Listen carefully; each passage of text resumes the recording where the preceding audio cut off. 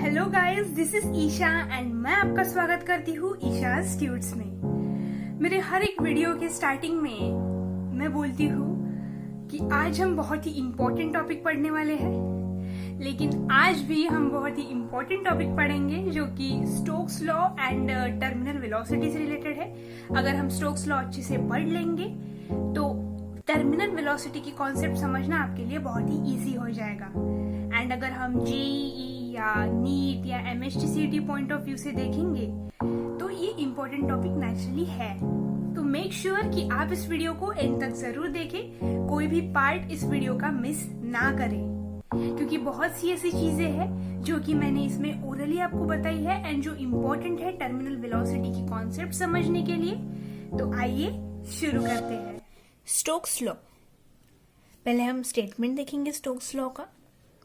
When a spherical object moves through a fluid, its motion is opposed by viscous drag, or we can say viscous force, which depends on the velocity of object, that is v, size of the object, size को हम बोलेंगे radius, जैसे radius differ होती है वैसे वैसे object का size differ होता है। तो it depends on velocity of object v, size of object means we will consider ये radius, and the viscosity of fluid. Viscosity of fluid में आएगा coefficient of viscosity eta. Statement देख लिया, अब हम देखेंगे कि एक्चुअल में हम विस्कस फोर्स इस लॉ का यूज करके कैसे फाइंड कर सकते हैं। तो हम अज्यूम कर लेते हैं यहाँ पे Fv is a viscous force. तो as per the definition of Stokes law, Fv is directly proportional to eta, r and v. Eta is the coefficient of viscosity, r is the radius of object and v is the velocity with which the object is moving. तो यहाँ पे constant of proportionality 6 pi होता है, तो Fv is equals to 6 pi eta rv, where eta is the coefficient of viscosity. ये formula आप अच्छे से ध्यान में रखिए ताकि जब हम टर्मिनल वेलोसिटी का प्रूफ देखेंगे तो उसमें आपको इजीली समझ में आएगा। अभी हम पढ़ेंगे बहुत ही important concept, that is terminal velocity. अभी ध्यान से सुनिएगा, मैं आपको पूरी कंसेप्ट बताती हूँ कि टर्मिनल वेलोसिटी एक्चुअल में होता क्या है। तो देखिए, ये डायग्राम देखिए जिसमें एक फ्लूइड भरा हुआ है हमने, जिसकी डेंसिटी है सिग्मा, एंड उस फ्लूइड का कोएफिशिएंट ऑफ विस्कोसिटी है ईटा। एंड हमने एक स्फेरिकल ऑब्जेक्ट यहाँ पर लिया है जिसका मास है m, जिसकी रेडियस है r एंड जिसकी डेंसिटी है रो। हमने उस स्फेरिकल ऑब्जेक्ट को फ्लूइड में ड्रॉप किया। तो अब ध्यान से सुनिएगा, when a body is dropped inside a liquid it moves downwards with some acceleration, right? So as its velocity will increase, the viscous force will also increase. अब ये कैसे? तो हमने यहाँ पर ही देखा है कि viscous force is directly proportional to velocity. तो जैसे ही ये ऑब्जेक्ट की velocity increase होगी वैसे वैसे उसके ऊपर लगने का वाला viscous force भी increase होगा, एंड viscous force, ये बॉडी की मूवमेंट डाउनवर्ड्स हो रही है तो viscous force ये अपवर्ड्स लगेगा, राइट? तो मैं एक बार फिर से रिपीट करती हूँ कि when we are dropping a body inside a liquid, it will move downward with some acceleration, and as its velocity will increase, the viscous force which is acting in the upward direction will also increase, and after some time the net force will become zero. अब आप यहाँ पे FPD में देख सकते हो कि ये बॉडी को हमने जब ड्रॉप किया है तब टाइम की मैंने आपको FPD ड्रॉ कर दी है। तो डाउनवर्ड लग रहा है mg फोर्स, इसका मास m है तो वेट mg होगा, तो वो डाउनवर्ड्स एक्ट हो रहा है, एंड अपवर्ड्स एक विस्कस फोर्स एक्ट हो रहा है जिसके बारे में मैंने आपको बताया है, एंड दूसरा एक्ट हो रहा है बॉयंसी। बॉयंसी क्या है अगर आपको ये नहीं पता तो मैंने इसके ऊपर ऑलरेडी वीडियो बनाया है, मैं उसकी लिंक आपको डिस्क्रिप्शन बॉक्स में दे देती हूँ। तो मेक श्योर कि आपने बॉयंसी क्या है, उसका फॉर्मूला क्या है वो अच्छे से देख लिया होगा। तो upwards buoyancy and viscous force लग रहा है, एंड नीचे mg उसका वेट एक्ट कर रहा है। तो ये हुए उसकी FPD मतलब कि free body diagram, and hence after some time the net force will become zero, and hence the ball will start moving with a constant velocity inside the fluid, and therefore वो जो constant velocity हमें fluid में object की मिलती है उसे हम terminal velocity बोलते हैं। तो आई होप आपको ये अच्छे से कंसेप्ट समझ गई होगी। अगर आपको कंसेप्ट अच्छे से समझी है तो आपको प्रूफ उससे भी अच्छा समझ में आएगा। देखिए, नेट फोर्स 0 एक्ट हो रहा है, तो naturally when it acquires terminal velocity net force will be 0। तो हम FBD से ये फॉर्मूला लिख सकते हैं, B plus FV equals to mg। अब बॉयंसी का फॉर्मूला होता है density into G into V।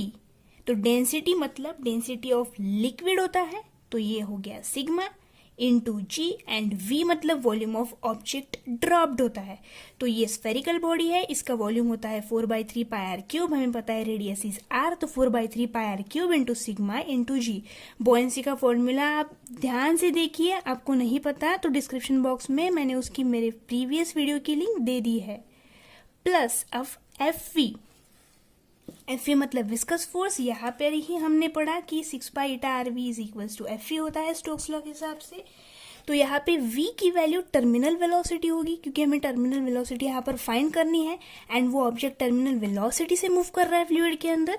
तो विस्कस फोर्स होगा 6 पाई ईटा RVT। तो VT is the terminal velocity जो कि हमें यहाँ पर फाइंड करनी है, इज इक्वल टू mg। अब हमें पता है density equals to mass upon volume, तो naturally mass is equals to volume into density होगा। अब डेंसिटी वो नेचुरली ऑब्जेक्ट की आएगी, तो वॉल्यूम इनटू डेंसिटी, तो मतलब 4/3 pi r cube again volume आया and density rho and into G।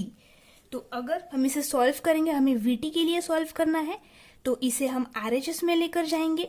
तो 6 pi eta RVT equals to 4/3 pi r cube हमने कॉमन ले लिया एंड G भी हमने कॉमन ले लिया एंड हमें मिला रो माइनस सिग्मा।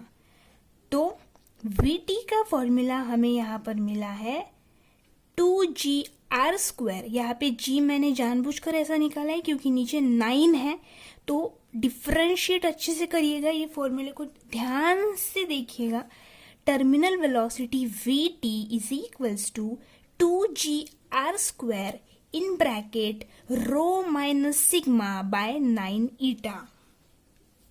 अब मैं आपको एक कॉमन मिस्टेक बताती हूँ जो कि बहुत सारे बच्चे कमिट करते हैं। वो यहाँ पे सिग्मा ले लेते हैं यहाँ पे रो, मतलब हमें सब्ट्रैक्ट किस डेंसिटी में से कौन सी करनी है।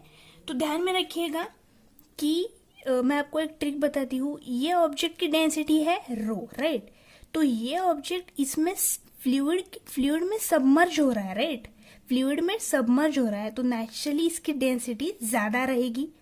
तो मतलब हमें डेंसिटी ऑफ ऑब्जेक्ट यहाँ पर कंसिडर करेंगे, तो रो माइनस सिग्मा आएगा। मतलब यहाँ पे फर्स्ट डेंसिटी ये ऑब्जेक्ट की आएगी, तो 2GR² into density of object minus density of the fluid in which an object is submerged upon 9 ईटा।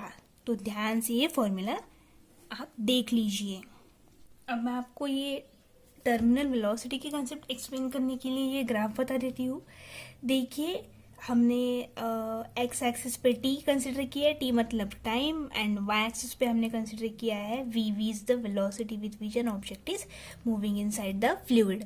तो जैसे ही ऑब्जेक्ट फ्लूइड में हमने ड्रॉप किया तो naturally there would be acting some acceleration on that object, तो वेलोसिटी इंक्रीज होते जाएगी and ऐसा एक टाइम आएगा कि जहाँ पर उसकी वेलोसिटी कांस्टेंट हो जाएगी। तो देखिए, टाइम के साथ साथ वेलोसिटी इंक्रीज हो रही है फ्लूइड के अंदर एंड उसके ऊपर viscous force and buoyancy act करते करते ऐसा एक टाइम आया कि जहाँ पर उसकी वेलोसिटी ऑलमोस्ट कांस्टेंट हो गई है। तो उस कांस्टेंट वेलोसिटी को हम बोलते हैं टर्मिनल वेलोसिटी। आई होप आपको ये वीडियो अच्छा लगा होगा। अगर आपको ये वीडियो हेल्पफुल लगा तो please do like, comment and share. And yes, अगर आपने अभी तक मेरे चैनल को सब्सक्राइब नहीं किया है तो please do subscribe my channel. Thank you, thanks for watching.